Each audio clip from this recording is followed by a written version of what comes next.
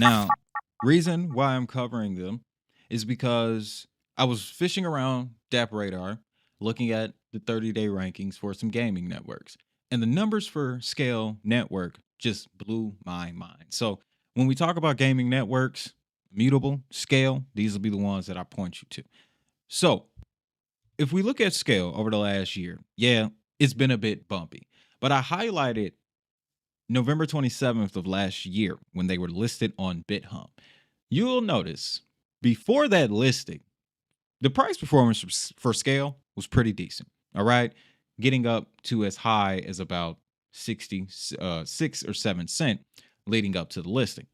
Obviously, they get listed on that pretty big exchange, BitHub, and people take profits. And they've been taking profits ever since. You can even see this as indications of shorting on the asset. So that is something that is out of our control.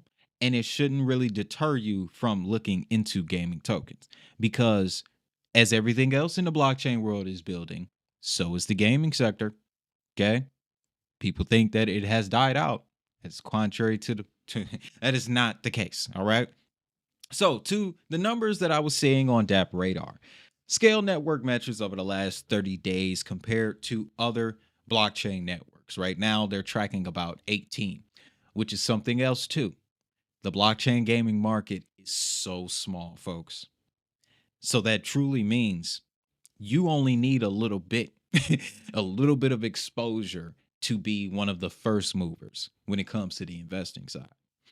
But take a look at the metrics rankings out of 18 networks. 30-day volume Scale is at 8th. 30-day transactions, second place. 30-day NFT transactions, fifth. Total value locked in the last 30 days, third place.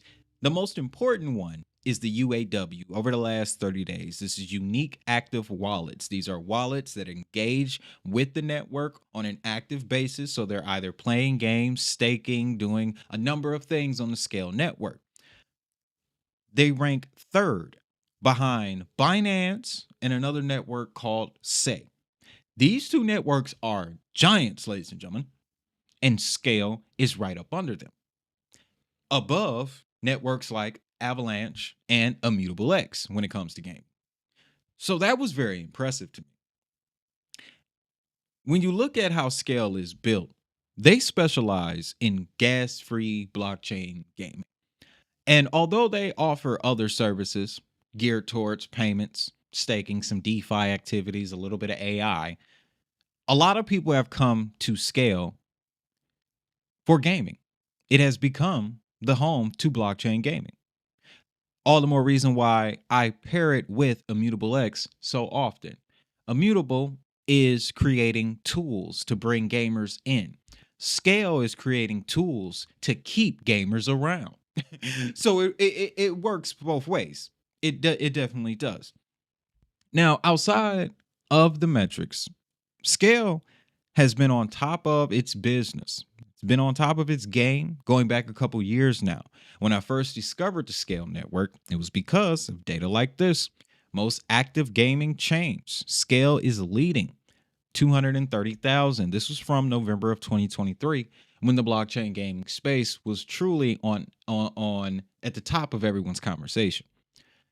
Additionally, when it comes to their metrics as a network, Dartmouth blockchain study that came out a couple years ago shows us that when it comes to transactions per second in a gaming environment, Scale has the advantage even over Solana. Now, I would love to see these metrics measured today because this particular blockchain, this Dartmouth research report was from 2022, if I'm not mistaken. But even still, Scale is a very interesting network because ever since their inception, they have been at the top of the leaderboards in various metrics and in various use cases. So, when you take a look at Scale's network health, this is also very impressive, especially in the gaming space. This shows that all of the attention and energy that does go into the gaming sector, it's going directly to Scale first. It is. So I like to see the competition between Scale and immutable. It will only make both networks better, and it will improve blockchain gaming offerings in general. But for a network like Scale, and again, let's go back to this price point. For a network at this price point to be producing this type of data, 82 million transactions in the last 30 days, 56 million unique active wallets, 16 Scale chains. Yes, forgot to mention that too. Scale has its own subnet layer 2 parachain sort of architecture. For a network that small, this is pretty genius because networks like Avalanche, Polkadot, they didn't really kick on their parachains and layer 2 subnets until a little bit later after their origin. It was definitely in the plans, but it didn't go live right as they launched. Scale entered the market with this architecture. Another reason why I'm so impressed. Now, again, when it comes to blockchain games, guys, we are definitely looking at the long game here. Definitely looking at the long game.